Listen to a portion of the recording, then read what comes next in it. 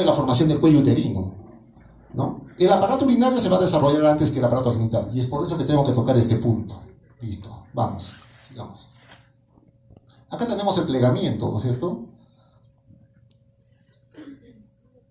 Acá tenemos el plegamiento del producto, ¿no? En el lado izquierdo, desde el punto de vista anatómico, vemos cómo el producto se va a plegar lateralmente, ¿no es cierto?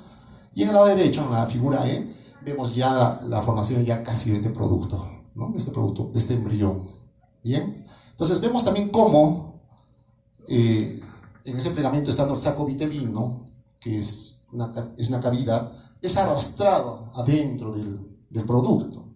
Este saco vitelino va a constituir todo el intestino primitivo, ¿no? Entonces, vamos a ver también cómo este intestino primitivo guarda relación con la formación del aparato urogenital. Como vemos en la figura F, lo he subrayado, ¿no? En ese corte transversal, porque acá se hace un corte de este embrión y allá vemos el corte transversal, vemos la formación de la cresta urogenital.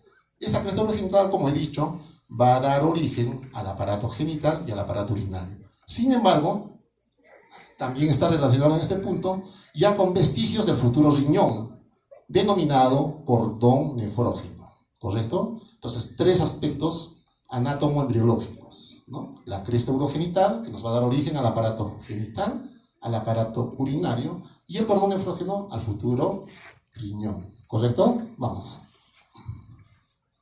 Desarrollo del aparato urinario.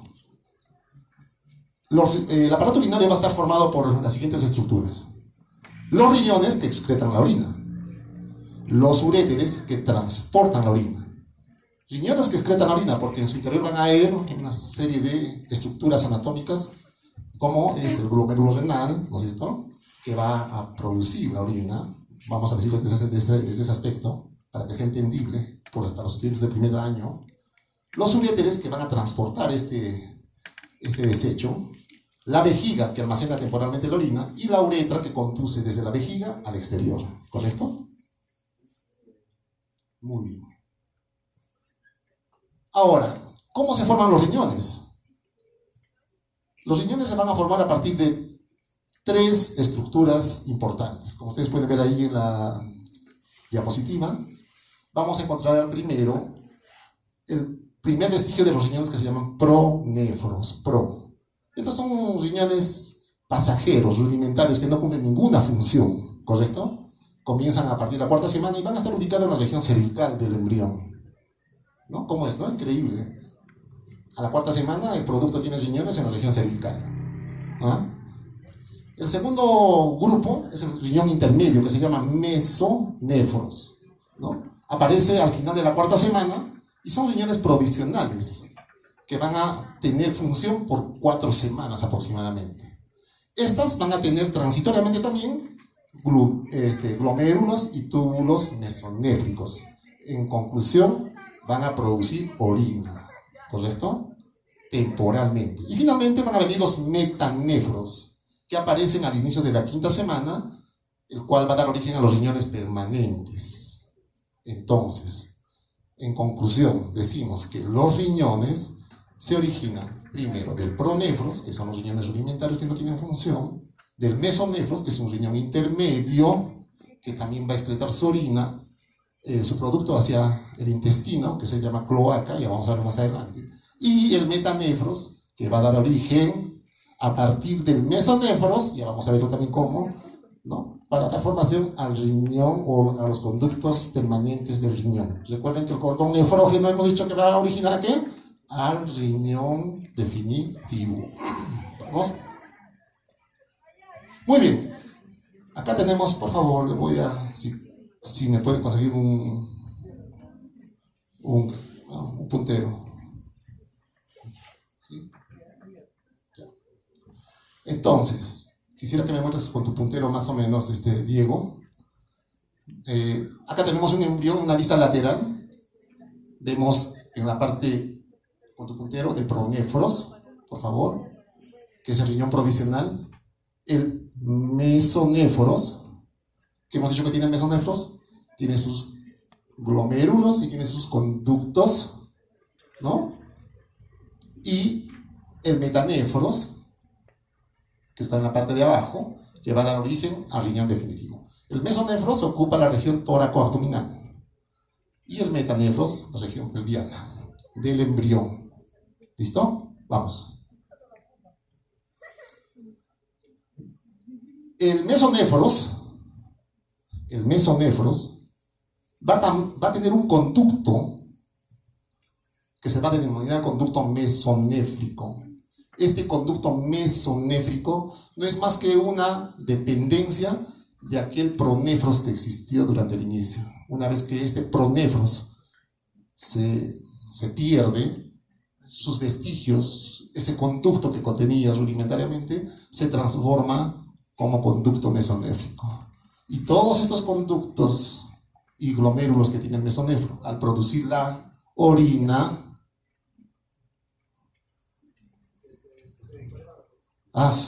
ese es ya un... Creo que me están haciendo un... ¿No? Ahora, todo el producto, hemos dicho, en esta porción posterior del intestino primitivo, que se denomina cloaca, que es la parte más distal del tubo primitivo, ¿correcto? Entonces, muy bien. En la parte inferior, en la parte distal de este conducto mesonéfrico, se va a dar origen a una evaginación, una prolongación, como podemos ver en esta imagen, que se va a denominar yema ureteral. Acá ya tenemos el primer inicio de nuestro futuro uréter, ¿correcto? Esta yema ureteral o divertículo metanéfrico que nace de este conducto mesonéfrico comienza a prolongarse, ¿correcto? Comienza a crecer, comienza a invadir esta zona del mesodermo intermedio. ¿Cuál es el objetivo? De unirse con ese cordón nefrógeno que va a dar origen al futuro riñón para formar una sola unidad, ¿okay? Que es el aparato urinario. La siguiente. Bien, en esta imagen, como vamos a ver, cómo este divertículo metanéfrico o yema ureteral va creciendo y ya nuestro mesonéfros va involucionando, ya va tratando de desaparecer para dar paso a nuestro futuro riñón que corresponde del tercero, que es el metanéfros, ¿correcto? Muy bien, la siguiente. Habíamos dicho, estas imágenes nos muestran, que el mesonéfros, este es un corte transversal, está constituido por glomérulos y túbulos. Y además también el conducto mesonéfrico. Vamos a ver cómo estos glomérulos van a tener la función de producir orina, y van a excretar esto hacia el conducto mesonéfrico, la anterior. Vemos acá cómo esta producción se va a vertir en este conducto mesonéfrico para eliminar ese desecho en la cloaca. Muy bien, sigamos. La siguiente, la otra. Muy bien, acá vamos a ver cómo a partir del mesodermo intermedio y de ese cordón nefrógeno se va formando esta masa que se denomina la masa metanéfrica, que nos va a dar origen al riñón futuro, ya definitivo. Y vemos también cómo esta prolongación de la yema ureteral se va prolongando para que invadir esta masa metanéfrica. Vemos en el lado izquierdo, en la imagen B, todo el desarrollo, cómo va creciendo esa yema ureteral, se va uniendo a esa masa metanéfrica, y vemos cómo estos conductos de ese divertículo ureteral van constituyendo todas nuestras estructuras del sistema urinario, ¿no? Uréter, pelvis mayor, cálices mayores, etcétera, etcétera, ¿no? Y a partir de la masa metanéfrica nos va a dar origen en su parte interna de toda la constitución del riñón. No es motivo de tema en este curso, pero esto es para que tenga más o menos conocimiento. Finalmente, vamos a ver, como en la imagen E, cómo se forma el riñón definitivo, ¿no es cierto? Muy bien. Entonces, concluimos. Primer producto, de primera parte del riñón, pronéfros, ¿no?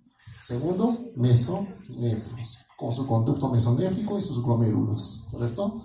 Tercero, finalmente nos va a dar origen al metanéfros, como vemos acá, que nos va a dar origen a la yema ureteral, que por su evolución condiciona toda la formación del sistema colector de la orina, y la masa metanéfrica nos va a dar origen al riñón definitivo.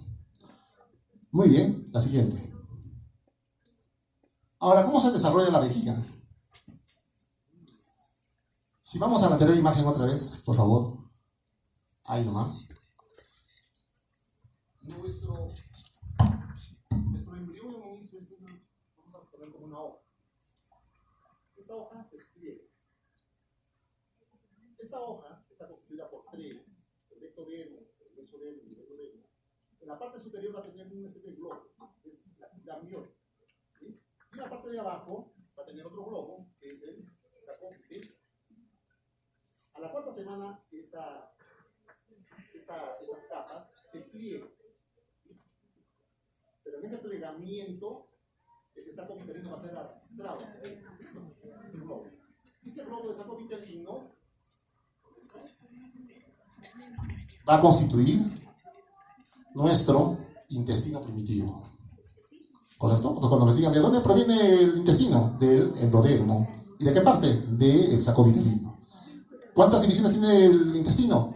Un intestino anterior, un intestino medio y un intestino posterior.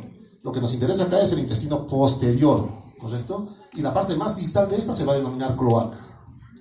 Esta cloaca se va a dividir, sigue la siguiente diapositiva, por favor. La otra. Esta cloaca va a ser invadida por un tejido también de mesodermo y endodermo denominado tabique urorectal. ¿Cuál es el objetivo de este tabique urorectal? Es dividir a esta cloaca en dos porciones. Una porción anterior, denominado seno urogenital, y una parte posterior que va a dar origen al recto, ¿no? Entonces la cloaca nos da origen al seno urogenital y al recto. ¿Estamos? ¿Sí? Este seno urogenital se va a dividir en tres partes. ¿Sí? ¿De dónde proviene el seno urogenital, señores de medicina? De la cloaca, dividido por el tabique urogenital. Entonces, este seno urogenital, como les digo, se va a dividir en tres partes. Una porción craneal, porque está hacia arriba, que va a constituir la vejiga, ¿sí? Una porción media, como vemos más acá, que va a constituir la uretra prostática en el varón, y la uretra, que es más cortita, en la mujer. Y va a tener una tercera porción fálica, ¿no? Obviamente en el varón va a haber una uretra peneana o esponjosa, ya la mujer no tiene, ¿no es cierto? Entonces se queda ahí nomás, ¿correcto? Entonces, como podemos ver acá, vamos a tener el origen ya en la parte proximal de la vejiga. Entonces, ¿de dónde proviene la vejiga? Del seno urogenital, de la porción proximal del seno urogenital. Y el seno urogenital, ¿de dónde proviene? De la cloaca, gracias a la división del tabique urorectal. En esta vejiga, miren, en esta vejiga, en su pared posterior, vemos cómo el conducto mesonéfico está terminando. ¿Para qué? Para expulsar la orina. ¿Estamos? ¿Sí o no? Y vemos también cómo acá, en esta imagen, el divertículo o la yema ureteral también se está originando de la parte distal de este conducto mesonéfrico. Pero acá sucede una cosa interesante. Vemos cómo esta yema ureteral o este futuro uréter se está separando de este conducto mesonéfrico para ubicarse en su posición anatómica. Recuerden que el uréter termina en la parte posterior superior de la vejiga, ¿correcto? Y este conducto mesonéfrico va a ir involucionando. Y si va a ser varón, va a dar origen a unas estructuras anatómicas del varón. Y si va a ser mujer, se va a degradar, va a desaparecer, ¿correcto? Muy bien, la siguiente. Bien, acá tenemos toda la formación que les he dicho, del tabique urorectal, acá ya la vejiga, Esta vejiga se va a unir con el alantoides. Para los estudiantes de medicina, cuando llevemos abdomen, este alantoides no es más que una dependencia de ese saco vitelino que ha quedado, es un remanente, ¿correcto? Bien. Y esto se va a convertir en el ligamento umbilical medio. Si nosotros hacemos un corte de la pared abdominal, ¿correcto? A nivel del ombligo vamos a encontrar un cordón que va desde el ombligo hasta el vértice de la vejiga. Es el ligamento umbilical medio o uraco. Y como ven, este uraco era parte de este seno urogenital, ¿correcto? Entonces esto se va a obliterar, se va a cerrar y finalmente va a involucionar y se va a quedar en la parte superior de la vejiga. Muchas veces esto queda no obliterado y pueden haber fístulas, pero esos son casos congénitos, ¿no es cierto? Muy bien. Acá vemos en esta imagen ya cómo el uréter se ha separado del conducto mesonéfrico, ya con sus características anatómicas finales. Acá tenemos el riñón y vemos ya la formación de otros órganos. La siguiente. Bien, ahora entramos a la parte del desarrollo genital, del aparato genital. ¿Qué dice? El sexo cromosómico y genético de un embrión se determina en el momento de la fecundación según el tipo de espermatozoide que fecunda el óvulo. Obviamente, ¿no es cierto? Si es XY, varón, ¿no es cierto? Si es XX, mujer. Ya nace. Desde ese momento ya. Pero eso no lo determina todo. Hay algunos cambios, hay algunas interrelaciones que suceden desde el punto de vista un poco molecular, para lo que entiendan, pero vamos a tratar de ser muy, muy sencillos en esta explicación, para que entendamos que nos van a dar las características ya sea de varón o de mujer, ¿no? El desarrollo de las características morfológicas masculinas y femeninas no comienza hasta la 7ª semana. En este periodo, en la 7ª semana, nuestro producto a nivel gonadal se denomina gónadas indiferenciadas. No vamos a saber si en realidad va a ser varón o va a ser mujer, a pesar de que genéticamente ya se sabe que quizá ya va a ser varón o mujer, aunque ahora hay el tercer sexo, ¿no? Pero bueno, listo.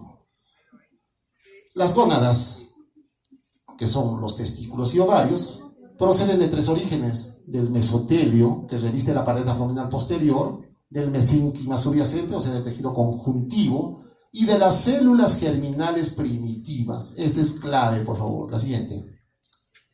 Muy bien. Acá vamos a ver cómo están las gónadas indiferenciadas. Miren este embrión para que nos ubiquemos. ¿Qué era esto? Era el saco vitelino, ¿no es cierto? ¿Sí o no? Saco vitelino.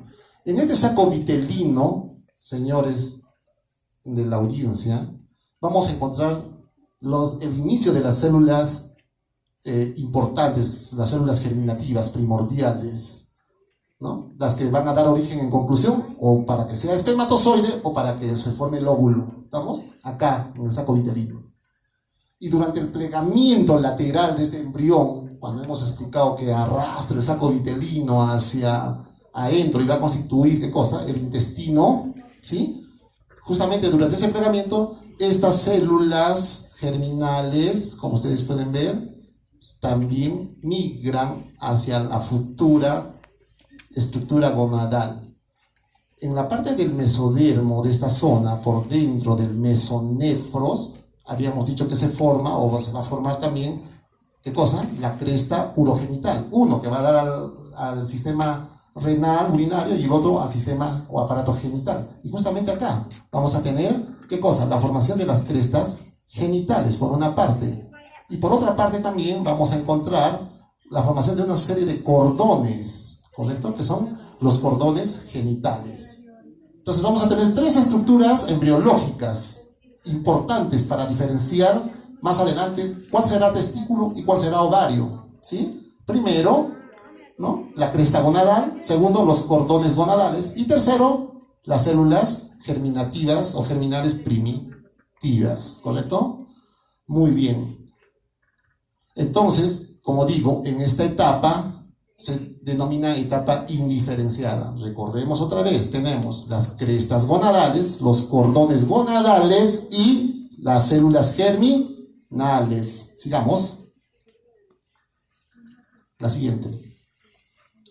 Muy bien, nos quedamos con esta imagen donde es indiferenciado, ¿correcto? Entonces, si quiero ser varón, mi embrión a nivel de su cromosoma XY y a nivel de Y va a producir un elemento muy importante que es el SRY, que nos va a producir o va a determinar el FDT, que es el factor determinante testicular. ¿Sí? Este FDT, gracias a ese cromosoma Y, va a producir o va a condicionar a la formación testicular, gracias a la producción de testosterona. Estas células germinales, ¿no?, comienzan a proliferarse en esta zona de nuestra gónada. Esta cresta gonadal que hemos visto se va a convertir en la túnica albuginea del testículo. Estos cordoncitos gonadales que hemos visto se van a convertir en los cordones o túbulos seminíferos en el testículo. Y nuestras células germinales van a constituir todo un proceso de espermatogénesis, ¿no? La formación de todos los espermatozoides hasta convertirse en espermatozoides maduros. Acá dentro del testículo se van a formar o van a producirse ciertas sustancias como la testosterona, ¿correcto?, y células de sostén, y una hormona denominada anti-mülleriana. Esta hormona o anti-mülleriana, ¿correcto?, tiene como objetivo impedir que se forme el ovario. Concluimos entonces. De las crestas gonadales, de los cordones gonadales y de las células germinales, o se forma el testículo o se forma el ovario, señores. Si va a ser testículo, el cromosoma XY, sobre todo el Y, condiciona a este factor determinante testicular, produciendo testosterona, y el HIM o hormona, ¿no?, inhibidora mülleriana, que va a dar origen a todo lo que hemos dicho. Y por el otro lado, el ovario no necesita influjo hormonal, no va a tener el XY, obviamente, es XX, ¿no es cierto? ¿Sí o no? Por lo tanto, no hay producción de ¿qué? Del factor determinante de testosterona, ¿no? Esta cresta, la cresta gonadal, va a dar origen a la corteza del ovario. Los cordones van involucionando, ¿sí? ¿Correcto? Y nuestras células germinales van a dar origen a nuestras ovogonias o futuros ovocitos, las cuales van a ser rodeados de unas capas de células una monocapa, y van a originar los folículos que en un futuro, en la etapa ya de la pubertad, ya van a ser expulsados durante la menstruación. Como ustedes pueden ver, acá tenemos la formación del ovario. Muy bien, sigamos. Conductos genitales. Miren, ¿no?, lo que estamos explicando para llegar al tema de cómo se forma el cuello uterino. Es tanta nota, ¿no es cierto? Tanto paleo. ¿Qué tiene que ver todo esto, dirán ustedes, ¿no? ¿Para qué? Debió hablar solamente por esto, ¿no? Pero vemos cómo es la cosa, ¿no? La cosa es un poco compleja, pero es bueno saber de dónde proviene. Ese es el objetivo. Acá en esta imagen vamos a ver nuestros mesonéfros. Y acá tenemos nuestras gónadas. Este es un esquema, ¿no es cierto? Acá nuestras gónadas no sabemos si van a ser masculinas o van a ser femeninas. Es decir, no sabemos si va a ser testículo u ovario. ¿Estamos? ¿Sí? Listo. El mesonéfros tiene su conducto, hemos dicho, su conducto mesonéfrico, ¿correcto? Pero por fuera de este mesonéfros también se va a formar un nuevo conducto que se llama conducto paramesonéfrico, ¿correcto? ¿Y qué hemos dicho? Si es XY, se va a producir el factor determinante de testículo, y esto se convertirá en testículo, y este conducto paramesonéfrico se va a involucionar, va a desaparecer.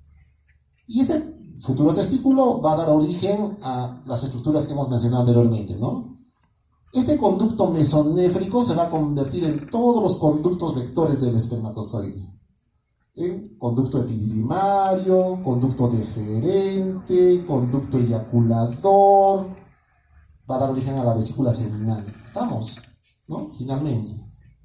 Y si este producto va a ser XX, este conducto mesonéfrico desaparece y continúa con el conducto paramesonéfrico. Acá vamos ahora a llegar al tema. Este conducto paramesonéfrico se dirige hacia la parte pélvica, se fusiona con el lado opuesto y van a formar el primordio útero-vaginal. O sea, el futuro útero y la parte superior de la vagina, ¿correcto? El primordio útero-vaginal. ¿Bien? Este primordio útero-vaginal, en esta vista lateral, va a terminar en la parte posterior, que hemos dicho, ¿no?, de nuestro seno urogenital. Y en esta parte posterior del seno urogenital va a formar una elevación que se va a denominar el tubérculo sinusal. La siguiente. La otra, por favor. Este tubérculo sinusal va a constituir finalmente una estructura embriológica denominada placa vaginal. Estoy hablando en conclusión, que va a dar origen a la futura vagina. Entonces, recapitulemos. El conducto mesonéfrico se une al lado opuesto y forma el divertículo útero-vaginal. Y por abajo, la placa vaginal va a dar origen al resto de la vagina, ¿correcto? A partir del seno urogenital, acá tenemos ya la vejiga, que es parte del seno urogenital, va a emitir una prolongación hacia la parte posterior y a nivel de la región de la placa vaginal va a constituir el himen, la membrana, esa membrana que es muy valiosa, ¿no es cierto?, en las damas, correcto. Muy bien. Entonces, la siguiente. Acá tenemos ya la conformación de nuestro útero, ¿no?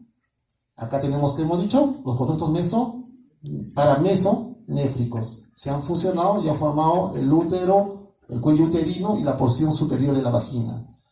Este conducto paramesonéfrico va a constituir la trompa uterina. La trompa uterina. Acá ya tenemos el ovario. El ovario ya hemos dicho de dónde se forma, ¿no es cierto? ¿Correcto? Y finalmente acá la vagina se va a canalizar y bueno, anatómicamente va a estar, ya se va a constituir como ya lo conocemos, ¿no?, que es un conducto músculo membranoso. Muy bien. Y el himen. La siguiente. Ahí nomás, vuelve un poco atrás. Sigamos, atrás. No, atrás. Un poco más. Una más. Otra vez, ¿no? Entonces, recapitulando, ¿no? Acá vemos cómo este conducto paramesonéfrico va a constituir, ya hemos dicho ya, el útero y la parte superior de la vagina. Esto van a ser las trompas uterinas. Este va a ser el pabellón de las trompas uterinas, desde el punto de vista anatómico. Ahora sí vamos a la imagen de útero. Acá tenemos, ¿no es cierto? Miren, cómo está la trompa uterina, ¿no?, el pabellón, la ampolla, el istmo y la porción distal de la trompa uterina, que es la intramural o intraparietal, ¿correcto?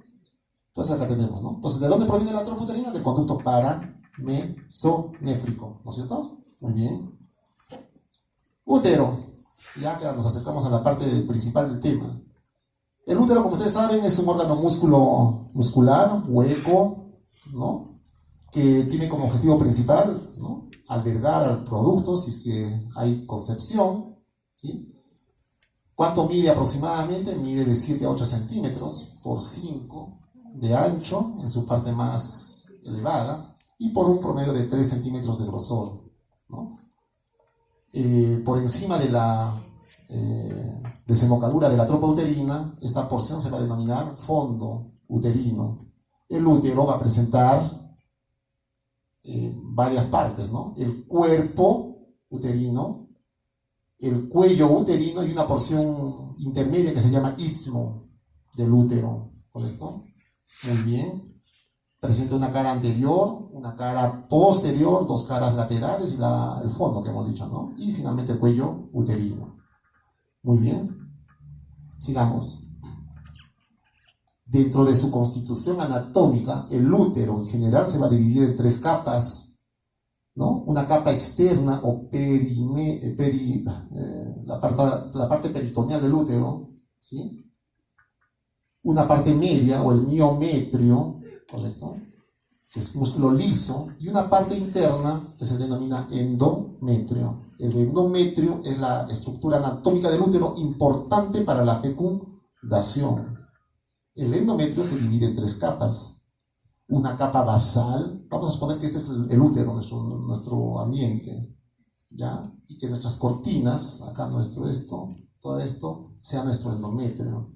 Nuestro endometrio tiene 3 capas, una capa basal, que está adherida íntimamente al útero, y una capa funcional, que es la que se desprende durante la menstruación, o es la capa donde se va a desarrollar todo el embarazo si es que hay implantación. Esta capa funcional a su vez se divide en 2, una capa compacta y una capa esponjosa. Entonces, resumimos, endometrio tiene una capa basal y una capa funcional. La capa funcional es la que se desprende del endometrio, perdón, de la capa basal, ¿correcto? Durante la menstruación. Muy bien, como vemos acá, el fondo o la cavidad uterina tiene la forma triangular, ¿no? Es lisa gracias a esas características del endometrio. No me voy a meter a la parte histológica porque ya el siguiente ponente va a hablar de la histología exclusiva del cuello uterino. El cuello uterino, que es el segmento inferior del útero, tiene una dimensión aproximada de 2 centímetros promedio. Presenta un canal que se denomina el canal endocervical, con un orificio cervical interno y un orificio cervical externo, ¿correcto? Este orificio cervical externo es el punto de estudio del tema de hoy, ¿no es cierto? Vamos a ver que este cuello uterino se relaciona con la parte superior de la vagina. Ya lo hemos visto embriológicamente cómo es esa relación. Por lo tanto, el cuello uterino se va a dividir en 3 porciones. Una porción supravaginal, una porción vaginal y una porción intravaginal. Lo que nosotros vemos en un examen ginecológico cuando introducimos el espéculo en una mujer es la parte intravaginal. La siguiente, ¿ve? La otra, la siguiente. Acá tenemos el útero, ¿no? Vemos en esta imagen, un corte de sagital, cómo este cuello uterino se relaciona con esto que es la vagina, ¿correcto? ¿Sí? La vagina. Y vemos que la vagina en su pared posterior es un poco más amplia que su pared anterior. ¿Listo? Entonces, este cuello uterino, que es la porción intravaginal, ¿correcto? Al relacionarse con el con la vagina, perdón, va a formar unos espacios, ¿sí? Que se denominan los fondos de saco, o fornix también se denomina anatómicamente. Vamos a evaluar el fornix de la mujer, o los fondos de saco. Va a tener un fondo de saco posterior, un fondo de saco anterior y 2 fondos de sacos laterales. El más importante es el posterior por ser más amplio, ¿correcto? Muy bien, la siguiente. Acá tenemos las características ¿no? de la porción intravaginal, ¿no? La siguiente. Si vemos directamente la porción intravaginal del cuello uterino, correcto, vamos a ver, miren cómo este es un cuellito limpio, ¿no? De color blanco rosado, podríamos decir, ¿no? La nulípara, la que nunca ha tenido hijos, no digo la que no haya tenido relaciones sexuales, no, nulípara, la que no ha tenido nunca hijos, su orificio cervical externo es casi circular, mientras que una mujer que ya tuvo es de características transversales. Va a presentar un labio anterior y un labio posterior, ¿no? La anterior, a ver, por favor. Acá, cuando observamos el conducto endocervical, el orificio cervical externo, el orificio cervical interno, vamos a ver que de acuerdo a su origen embriológico, ¿correcto? Va a tener dentro de sus características de su epitelio una diferencia muy notoria entre la parte endocervical y la parte, se podría decir, de la parte intravaginal o exocervical, ¿correcto? Esto cambia. Este es un epitelio escamoso y este es un epitelio columnar o cilíndrico. La siguiente entonces. Y acá vemos una zona de transición donde el epitelio que cubre toda esta zona, que es escamoso, al unirse con el epitelio del conducto endocervical, forma una zona de transición, que se llama zona escamo-columnar. Esta es la clave.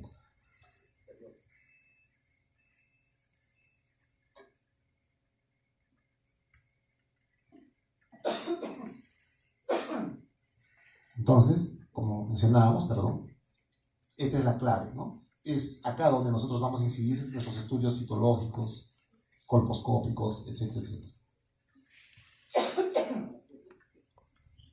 La irrigación, para ya no cansarlos más, está dada por dos arterias importantes. La arteria ovárica, que proviene de la aorta, y la arteria uterina, que proviene de la hipogástrica. Es importante saber que la arteria uterina se anastomosa con la arteria ovárica, va a estar en la parte lateral del útero, en una zona que se denomina parametrio.